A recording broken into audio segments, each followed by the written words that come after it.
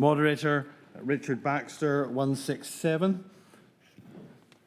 For the clarity of the Assembly, in the previous report there were some comments in the report about Faith Nurture's relationship with Gordon Presbytery. That was their report.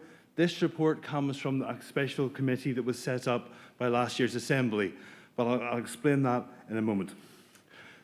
Many of the books on my bookshelves were gathered from sections in various bookshops described as smart thinking. I buy and read them, hoping that some of the smart thinking might just rub off. So far it's not going so well, but I live in hope.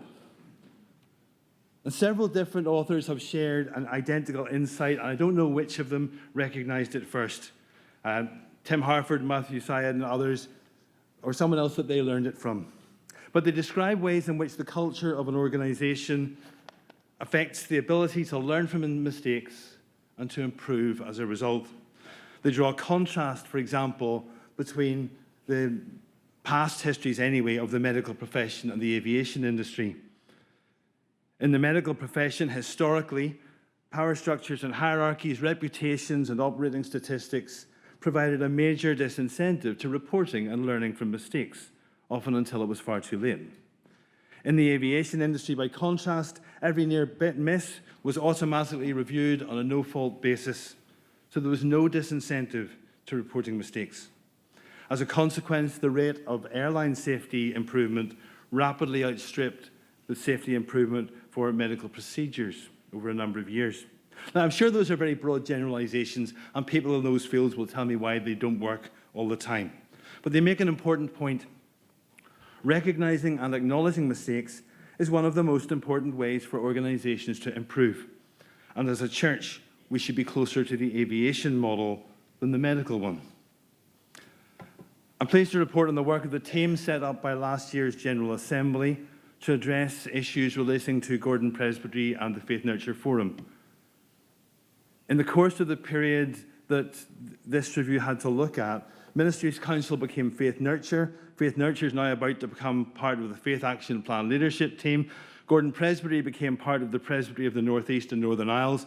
So for simplicity, I'll just refer to Gordon Presbytery and Faith Nurture throughout, and the clarity might be enough to allow you to forgive me the occasional chronological slip in that. At issue were questions around the appropriate weighting to calculate the number of posts due to Gordon Presbytery for planning purposes, and the communication of matters relating to that weighting.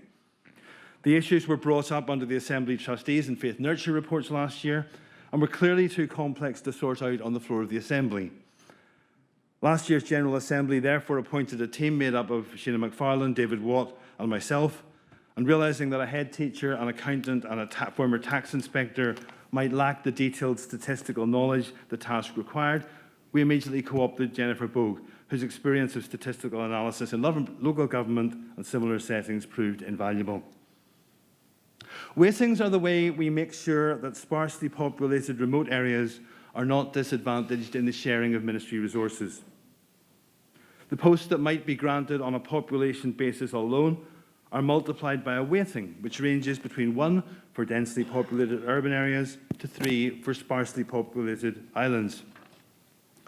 We gathered minutes, papers, documents from a wide range of sources, analysed the information provided, and then held meetings with representatives of Gordon Presbytery and with the Faith Nurture Forum. We were also in contact with the Assembly Trustees, the Principal Clerk, and staff from other parts of the central offices who had helped with some of this area of work. Everybody involved in the process was helpful and positive in terms of providing information and open discussion, an important step in getting the full value in terms of learning when things go wrong, and the team members were appreciative of that. Our first key issue was to establish what the correct weighting for Gordon Presbytery might be. Having previously been allocated a rural-urban weighting of 2.0 in 2005, which was confirmed in 2010, that altered to an urban-rural weighting of 1.5 in 2017-18, but Gordon Presbytery didn't become aware of that until 2022.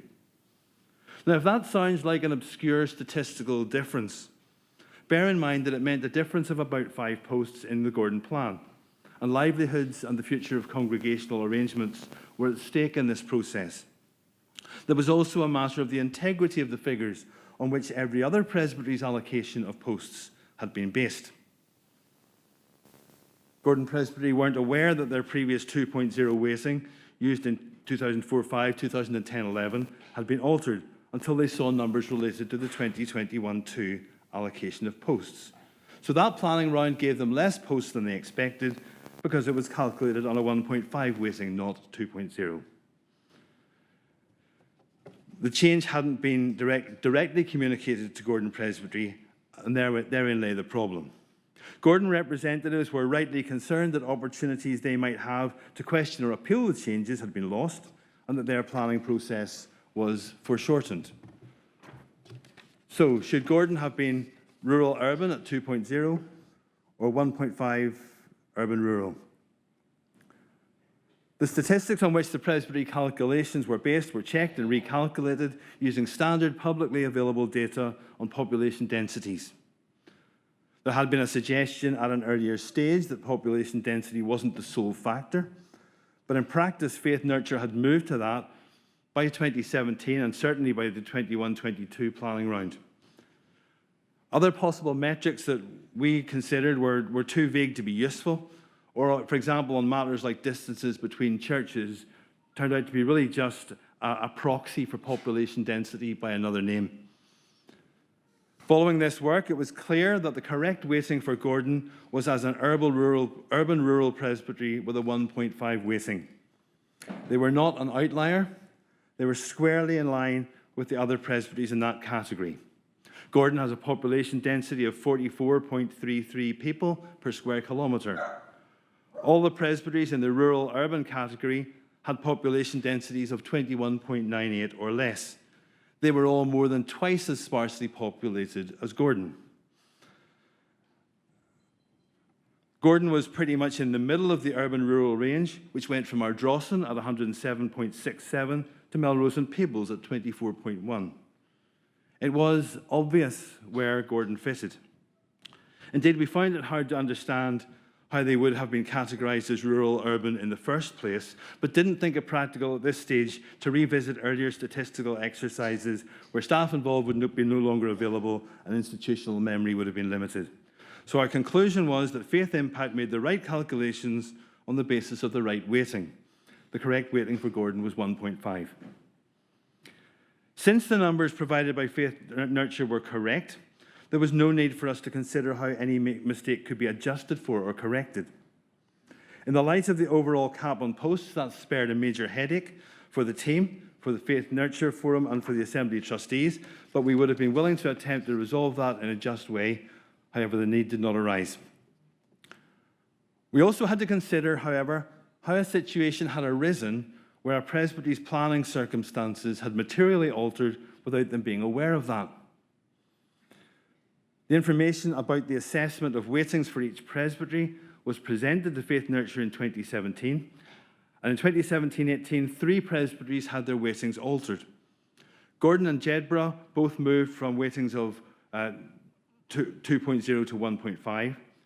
Lothian moved to a new weighting of 1.25. They were a clear outlier from the category they were previously in. Several issues regarding communication arose. The staff involved in statistical analysis presented their results clearly and fairly, and a table reflecting the weightings was taken to Ministry's Council as it was then. The minutes from that time don't reflect any recognition that there were significant changes materially affecting several presbyteries, probably because the main urgent issue at the time was whether post numbers for presbyteries would be compulsory or advisory. Anyway, Gordon were not directly informed of the change. We can't say, however, when the other 2 presbyteries heard of their changes, Lothian had no reason to be concerned because they were getting an increase, and I'm not sure what Jedburgh's situation was. Faith Nurture have recognised that there were communication failures and that the presbytery should have been told directly of changes that affected them. Incorrect weighting figures appeared in several places even after the calculations were on the correct basis. Now, it's clear that all of this was unintentional, that no blame rests on any individual. It was an institutional failure for which Faith Nurture have apologised. In summary, Faith Nurture were correct to alter Gordon's weighting, but the communication of that was poor. The remainder of our remit was around helping Gordon to complete their Presbytery plan and advising on other opportunities that might assist Gordon in that process. In practice, like most other presbyteries, Gordon completed a challenging and painful process within their own resources without requiring any significant assistance from us. And we commend them for doing that well when some of their expectations were altered and their timeframes reduced. They had already taken steps to consider the sort of options outlined in the remit and remain alert in their new incarnation to the possibilities of Seeds for Growth Fund and other types of ways of working ecumenically. This has been a challenging period for all concerned, whether presbyteries, councils, or staff. We recognise that when we put people under pressure, problems can arise, despite the best efforts and good intentions of everyone concerned. Moderator, I think you said earlier, we all make mistakes, and we do. The matter couldn't be properly addressed on the floor of assembly with 500 or 600 people in the room, but there are some clear conclusions. Gordon's plan, now part of their enlarged Presbytery's plan, has been made on the correct calculations, and they should have 16.0 posts. Faith Nurture have recognised that a communication failure occurred and have apologised for that. The committee recognises that when we put people under extreme time pressures, we sometimes get less than ideal outcomes. Importantly, since the original weightings were presented to and approved by the Assembly, the same should have applied to alterations to them in terms of calculation method or outcome. So that should be the case for any future alterations.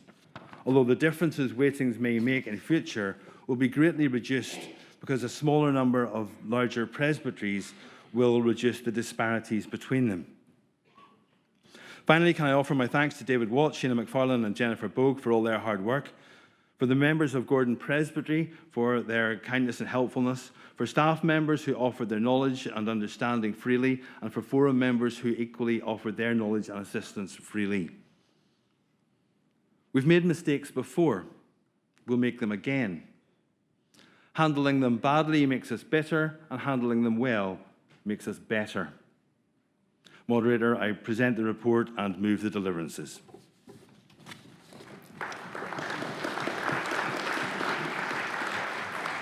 Thank you. I don't have any questions on the screen. Are there any questions? Then we move to the sections of deliverance. Section 1, receive the report. And online, thank you. Section 2. And online, thank you.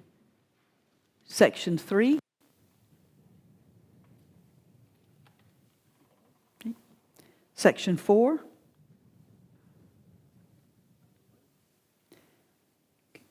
And Section 5. Excellent.